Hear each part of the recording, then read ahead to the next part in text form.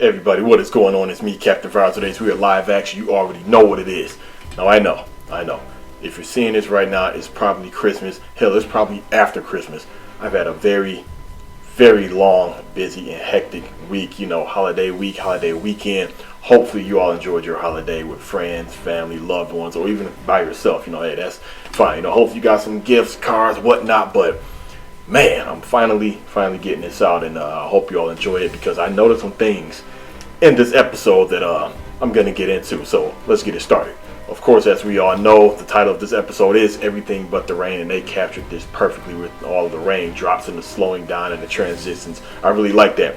But this episode, to me, while it was very good, I like the way they really captured the serious moment. They cut out a lot of the comedy because I think this part of the story was very, very, very important. I can only imagine, again, the anime-only watchers, their mind is blown, especially when they showed White. The first time I seen White, I just put two and two together. Come on now, especially when you know how Fullbringers work, and then on top of that, you're like, okay, now we see his mom is a Quincy, dad is Shinigami, Aizen, White, everything. It was easy to put everything together, but it's going to make even more sense in the next episodes. So, normally, when they remove something out of an episode, you would think they would replace it with something else, but I didn't notice that in this episode, so I'm thinking they did that so they can put extra time and scenes and animation into the next two episodes that we're going to see soon.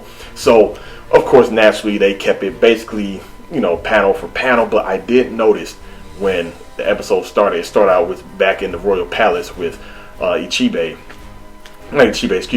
talking to Renji, explaining again about the Asochi, the Zanpatos, everything. That didn't happen in the manga. It didn't start out that way. So we see Ichigo, of course, he's back down in the world of the living, and he goes back to his job where he runs off. One thing I noticed when Ichigo was showering, they removed the part from the manga when, Akumi mentioned about how, it's a good thing that her son is asleep, because what would she think if, she let Ichigo take a shower there? And, I don't know why they took that out. Maybe they wanted to censor it in that way. They didn't want to, make it seem like it was something sexual going on between Ichigo and Ikumi. I don't know. Who knows why they removed it? But another thing is, of course, when she went to headbutt Ichigo, she also went to strike him, and of course Ichigo, he caught it. I did notice that, they removed that. Why? Again, I don't know, but I didn't care. I really didn't care. But again, the quality, the detail, I understand that a lot of mangakas, they have a different style. Some, their backgrounds are kind of bland and empty.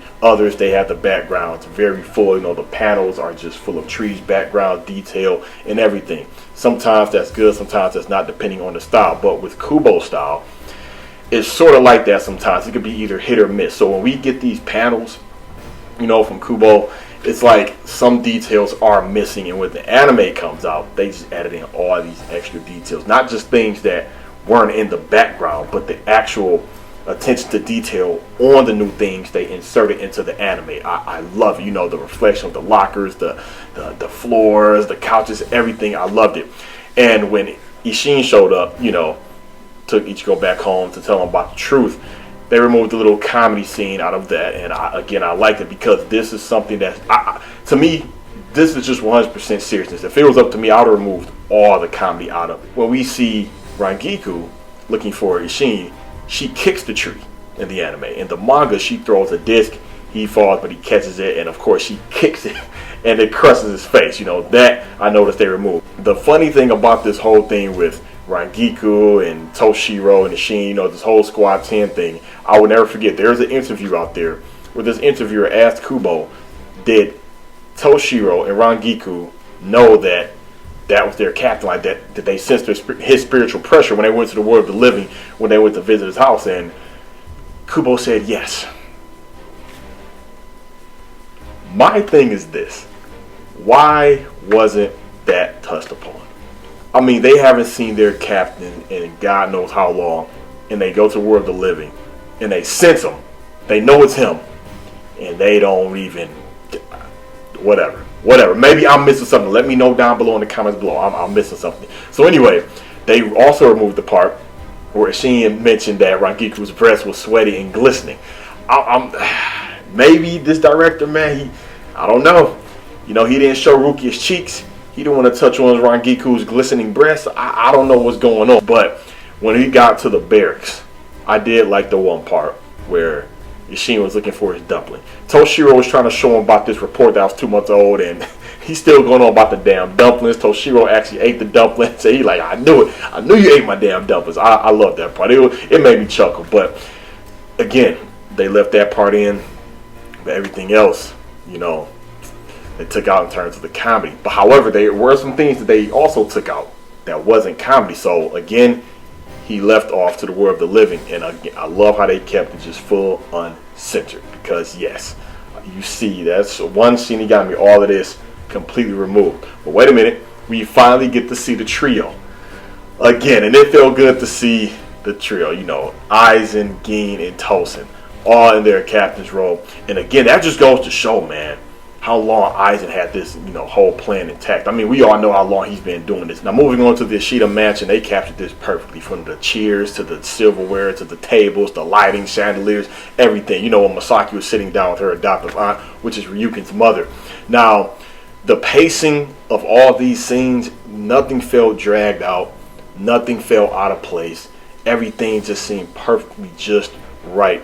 And I guess the reason why they took things out was to speed it up, because this episode felt not too fast, but just right, if that makes sense.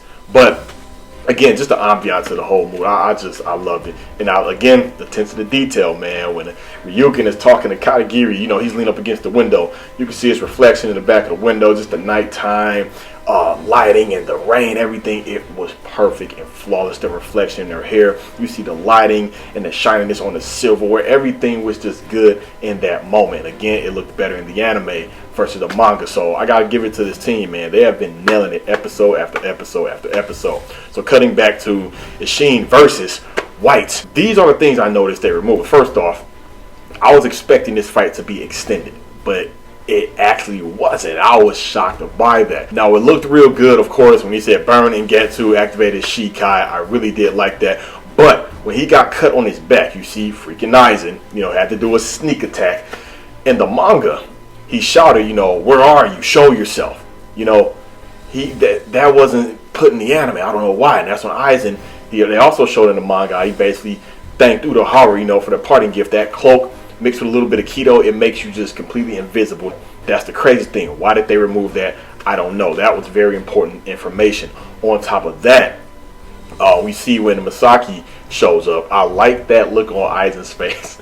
Because first, you know, Tosin, he says, look, it's a coincidence. What the hell?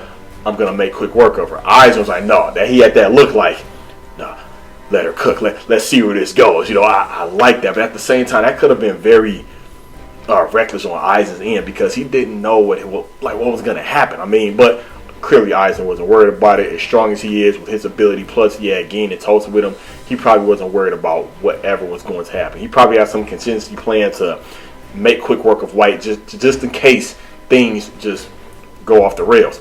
But he mentioned in the manga how he won't be able to go bunkai, you know, because of how, you know, hurt he is, and they took that out of the anime. That is important detail. That's an important detail they should have left in. Same thing with the cloak. They should have left that in the anime. I don't know why they removed it. But again, lighting, quality, animation of the fight, I was pleased. You know, to me, it's crazy though how I always thought that was very reckless of Masaki. You know, yeah, she was shooting the arrows and White was dodging them very fast, but when she just let him bite her right there, that was hella risky and reckless. Because what if he went for the head? What if he went for the head? But of course, he went for the shoulder and she went for the head, you know, bam. And that was it of that. Of course, he self-destruct.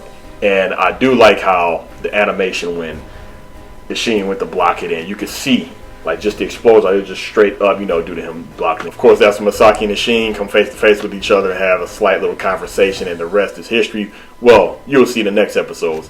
Then the rest will be history. Looking back on this episode, you know, I was thinking back to when this was brand new in the manga, and I just couldn't believe, like, wait a minute, and I still stand on this, how Aizen and Urahara, they basically started Bleach. You know, I'm not talking about, you know, the novels, how the novels talk about the history of everything, but where we know Bleach, you know, the fan base, Aizen and Urahara started this. All this Hokyoku experiments and holifications and here comes Masaki and okay, now she's meeting Ichigo's dad. Oh, White bit her. Now there's traces of hollow on her. Of course, White damaged Ishin as well. There's traces of hollow on him. We all get it, all because of Aizen. Just imagine if Aizen never ever have done this experiment. Never.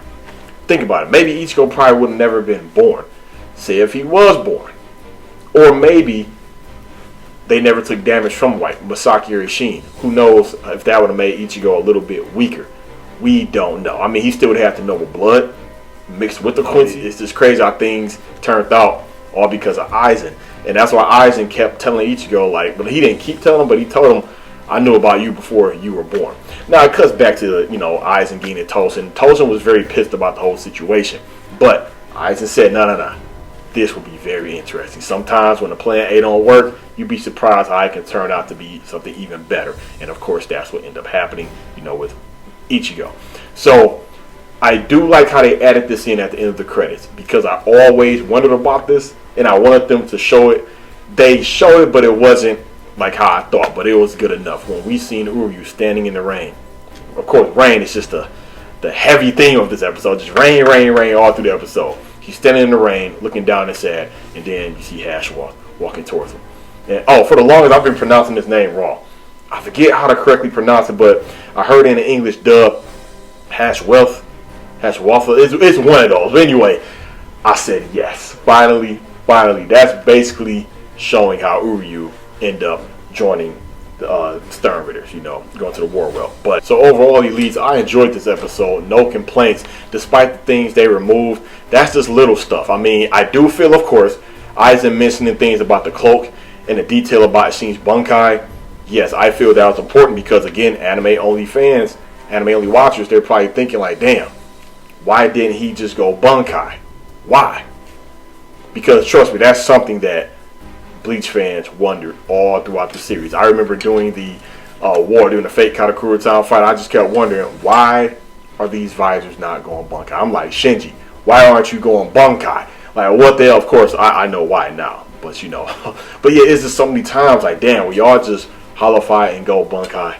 Please, just do it. So anytime I see someone who can go Bunkai, fighting an enemy that's just hanging with them, that's hanging with their Shikai, and the Shikai isn't cutting it, the next step is to go Bunkai. And when I don't see that happen, I question it. So, I mean, damn. But I ended with this, Elise. I always wonder, what if Ishin did go Bunkai and destroyed White? What would have happened? Would again Aizen and Tosen would have jumped Ishin and took him out? That would have really shifted the story greatly. I really wonder how that would have happened. But, of course, we'll never know because we already know what happened. So, I feel like I'm missing something. Probably am. Of course, I'll go over doing the editing and insert it if I did miss anything. But yeah, give me your thoughts, comments, and concerns. Did you like it? Did it go by too fast, too slow? For my anime-only watchers, what are your thoughts? Are you shocked? Are you mind-blown? Is all this making sense? Give me your thoughts down below. It's me, Captain TYBW. Thank you so much for watching. I'll see you next time. Signing out.